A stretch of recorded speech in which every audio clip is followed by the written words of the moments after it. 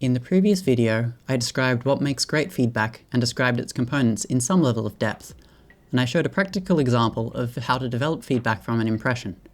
If you haven't watched it yet, please do so, because otherwise this video might not make much sense. In this video, I'll build on these topics and explain how you can get more out of feedback, how you can give feedback to people better than you, how not to offend the people you're giving feedback to, and what to do when you don't know what to say. So how does this knowledge help you get more out of the feedback you receive? By essentially doing the same thing as when developing a vague impression into actionable feedback, but just using impressions that you receive as feedback from others. So ask yourself questions like, is what they're feeling something I can also feel and relate to? Why does that feeling arise? What aspect causes that? How can I change that?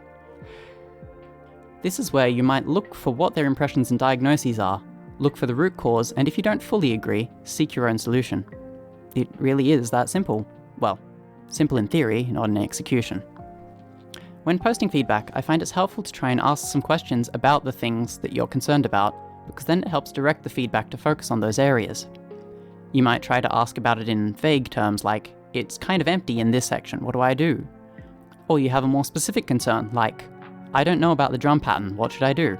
Alternatively, you might seek validation that you've made the right decision, for instance saying something like, I've tried out this thing in this section, is it good? Though be open to people not validating it if they feel like it doesn't work.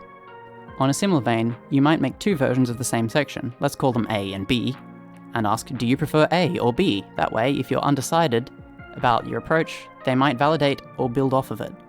If you're a person giving feedback in that scenario, try to say why you prefer the version you do. I like A because... Anyway, I prefer the more upbeat feel or whatever. Or if you think there's a way to hybridize them both and get a better result, write about that. That's all well and good for general advice, but let's get into the more interesting part. Often when I'm asking for advice, I come up with a specific concern, or concerns, but then I tend to say what I'm thinking of doing to resolve those concerns, and ask for feedback on that. It's taking the next step beyond asking, and then there's a reasonable chance that I'll end up solving my own problem just by asking that question before anyone had the time to respond. So I'll occasionally end up asking something like, what do I do about X? I was thinking I could try Y or Z, but I'm not sure. And then because I came up with the potential solutions of Y and Z, I then get inspired to actually try them, and then I do and solve the problem even before someone actually responded. This is using the same reasoning methods as with giving feedback, just applied to your own piece. That's one of the main reasons why it's useful. It's essentially rubber duck debugging. So how does this relate to what we were doing before in giving advice? It's the same process. Notice what your impressions are, what your concerns are, then develop it. Think of a potential solution. Also, it's polite and helpful to thank people for feedback that they give, and maybe you could say that you plan to implement. Or if you need clarification on what they mean, ask it. From now on, I'll address some common concerns and miscellaneous, but important, tips. You don't have to do compliment sandwiches, but it is a good idea to include compliments for things that you genuinely think they did well. Things like, that bass line's awesome, or I love that ethereal feel on the pads in the second section. There are two main reasons why compliments are useful by themselves. Firstly, like in the previous section, people can be unsure, so receiving validation that it's good is reassuring. Secondly, it's kind and builds community. Beyond that, compliments are useful to both validate and introduce feedback. For example, I really like this harmony part, but it's too quiet, can you turn it up? Or, I like that harmony, but the drums are too loud and distracting. That turns the compliment from just that into actionable advice, from wanting to hear the harmony better. Remember, not every aspect is bad and needs changing. Remember to comment on what you like about it, and maybe even why. What if you offend them or say something rude and hurt their feelings? Let's say that your first impression is, the drums suck. If you say that, yeah, you probably won't be received well. But you're not a bad person for thinking it. My advice is to figure out why you think what you do, and what you think they could do to change it.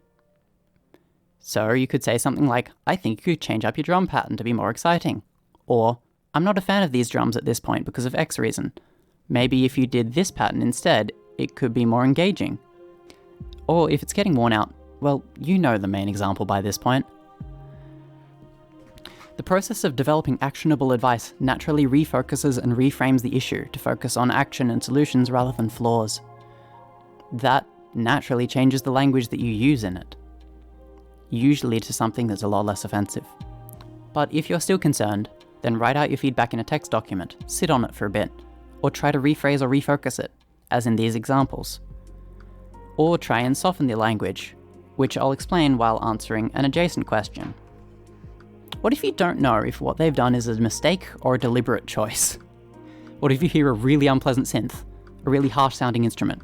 Maybe it makes you think, this sounds so egregious that maybe it's intentional? Or they do some very unconventional harmonies which are a bit grating. What if you're worried that stating your opinion will hurt their feelings? Firstly, I'd try phrasing it as actionable feedback, which usually softens the language in itself. But then, on the analysis side, if it's something you're unsure of, first think, is it really a mistake or am I just not a fan of it? If you're sure it's intentional, but you dislike it, then try to see where they're coming from, why they did it. Then on the communication side, regardless of whether it's intentional or not, I tried to phrase your feedback using a qualifying sentence, flagging that it's your opinion, and softening your language. Something along the lines of, maybe it's just not my preference, but this synthesizer sounds really harsh for my taste. Or, hey, I'm not personally the biggest fan of this, it makes me feel X. But if that's what you're going for, maybe that's fine. But if not, then maybe you could do something like Y to make it less harsh. Or, to me, even though it's what you were going for, it sounds too harsh. Maybe you could consider reducing that harshness by doing X. Essentially, you've couched the regular actionable feedback within language, flagging that it's your opinion, and softened your language, making it clear that when you state your dislike of it, it's saying that you find it unpleasant, not it is objectively bad. Even though almost all feedback is opinion, making it clear that your language is your opinion reminds them that they can take it or leave it. There's no hard feelings. If they really want to, they can just say, I disagree, and move on with their life. Or they might take note that at least one person feels the way that you do and they might change it. So that's another way to soften language and reframe your feedback to be less rude. Softening the language doesn't mean neutering your feedback. If you do it well, the same point still gets across. In fact, by giving actionable feedback or demarcated opinion, it gets across better, because you've shaped the feedback into a form which provokes the more helpful, constructive responses. On the screen here is another real-world example, where the person who's giving feedback has softened the language and flagged its opinion very well, I think. So if you still think that the feedback sounds too harsh or rude even after all that, you have two options really. Either say, look, I really don't want this to come off as rude, but I find that X is not great for Y reasons. Be as polite as possible, as diplomatic as possible. Explain your point as plainly as possible. Change words like bad to ones that you can describe the issue better, like harsh. Put as much actionable advice as you can, or say nothing. Often discretion is the better part of valor. If you're still worried about coming across as rude, I'll say this. As long as it's given in the right time and place, i.e. not unsolicited feedback, if you're acting in good faith, earnestly trying to give helpful, constructive feedback, rather than just tearing something down, and even if it's not the most solid or well explained, or even if it doesn't have the most fleshed out solution, then I find that people are usually fairly generous in response to that good faith, especially if you try to soften your language around contentious points. And they might even consider your opinions and try some out. They might not agree with or implement everything, but that's okay. Let's discuss that next. But if you're deliberately phrasing things like a jerk, then you'll probably get the response you would expect. If you're still worried about hurting someone's feelings, even for myself, when I receive feedback, I might think, oh, I'm terrible, why didn't I do that in the first place? Why didn't I catch that mistake? Woe is me! For an hour or two until I get over myself and realize, oh yeah, this is solid advice. Thanks, I'll implement that. So yeah, as long as it's in the proper context, even people who worry about things like I do are quite accepting of advice if it's given earnestly in good faith. And if they're not after all of that, then it's probably their problem. So what if they don't take your feedback, or if they disagree with it? Even if their next version diverges from my feedback, if it made them change it for the better, good. If they haven't changed the section that you mentioned, then 1, they might not have had enough time to implement it yet. 2, they might disagree with parts of your analysis or solution, and that's okay, because it solidifies their own concept of their own works. They disagree? But if it prompts them to change it for the better, or if it solidifies their own mental concept of their piece, good. Your opinion is valuable, but it's also okay to disagree with any feedback too. I just care whether or not it's helpful, even if the suggestion isn't the final destination. If it's a stop on the journey, then it can still be helpful. Even if neither of those things are true, so what? Giving feedback does make you better at identifying specific elements of these things, and you can use that skill in your own songs.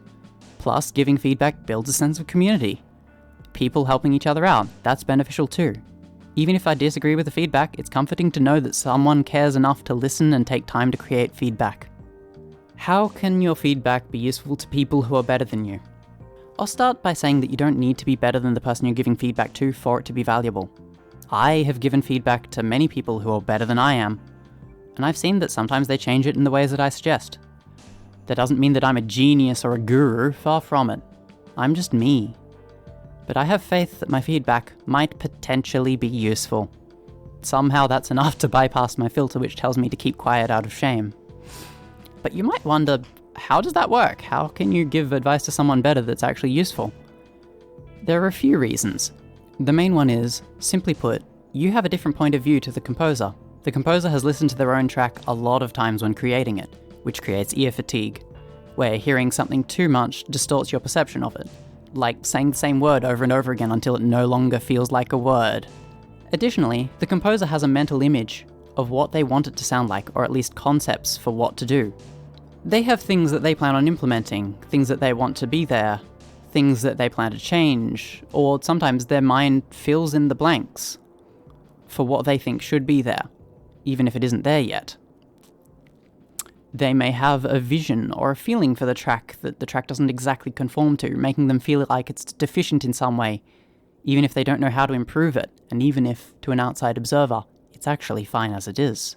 They have blind spots, and they can't always tell when there's a problem, and sometimes they think that the problem is bigger than it really is, even when it's not at all a problem from an outsider's perspective. Here's the thing. The artist hears what isn't there. The listener hears what is. You, as the listener, haven't got ear fatigue from their track. If anything, it'd be a palate cleanser. And you don't have the same mental images that they do. You're a blank slate, or rather, a clean mirror. Though really, you're a U-shaped mirror. Your perceptions and reactions are fresh, not biased with the same assumptions that they have. Now, your perceptions are biased, with different assumptions from your experience.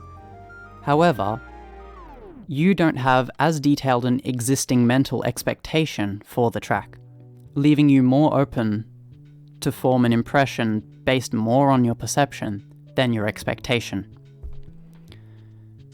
The artist can become blind to what it actually sounds like because of their own mental model of what they want it to be, which gets in the way. There are some ways to partly circumvent that. I'll get to that later with listening with your ears. The listener offers an alternative understanding of the same music, which is then understood by the artist as how another perceives it, and they can recognize their own work in a new way, synthesizing it with their own understanding and making something new and better. If you're familiar with philosophy, this is literally a Hegelian dialectic.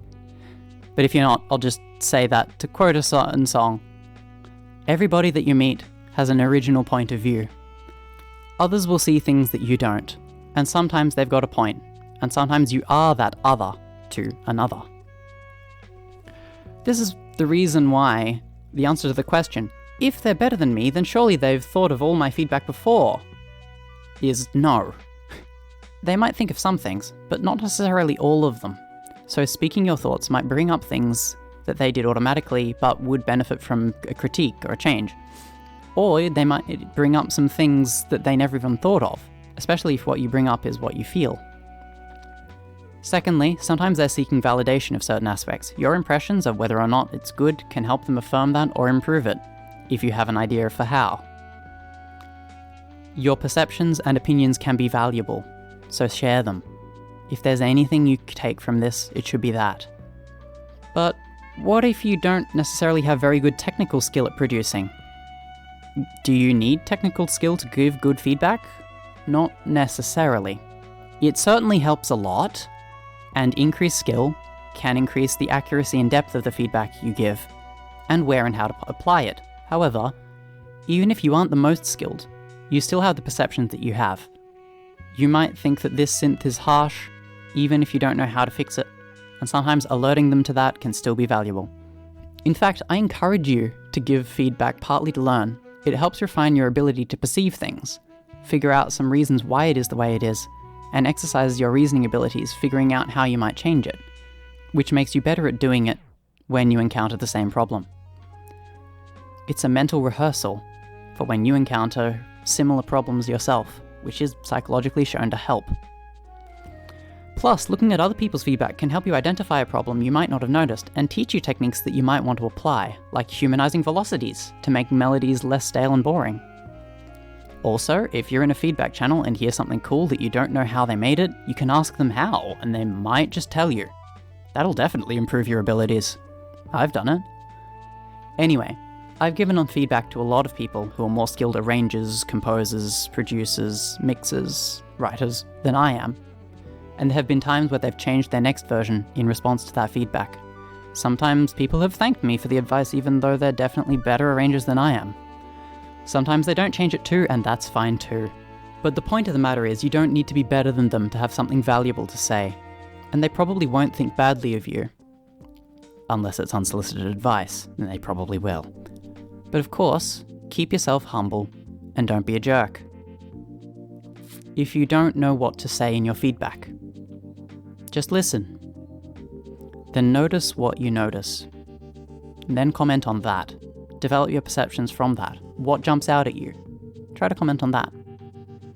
If you are really struggling, or if you have ear fatigue with your own tracks, there is a technique that I sometimes use to get around that.